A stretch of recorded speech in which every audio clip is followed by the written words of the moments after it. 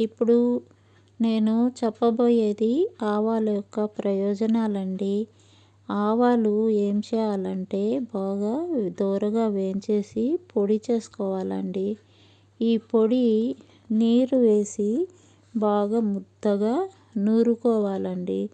ఈ ముద్ద దేనికి దేనికి ఉపయోగపడుతుంది చెబుతాను. మన తలలో పేర్లు ఎక్కువ వస్తూ ఉంటే దానికి పట్టిస్తే ఈ పేర్లన్నీ చచ్చిపోతాయండి. తామర, గజ్జి అట్లాంటి వ్యాధులుంటే దానికి బాగా లేపనం చేస్తే అది కూడా తగ్గుతాయండి. అరికాళ్ళకు బాగా రాసామనుకోండి ఈ ముద్ద, రక్త సరఫరా బాగా జరుగుతుంది. కాళ్ళు చేతులు అంతా చల్లబడి ఉంటాయి చూడండి, అది తిమ్ముర్లు పట్టడము అన్నీ తగ్గుతాయండి ఇది వేస్తే. ఇదే ముద్దని కీళ్ళ నొప్పులకి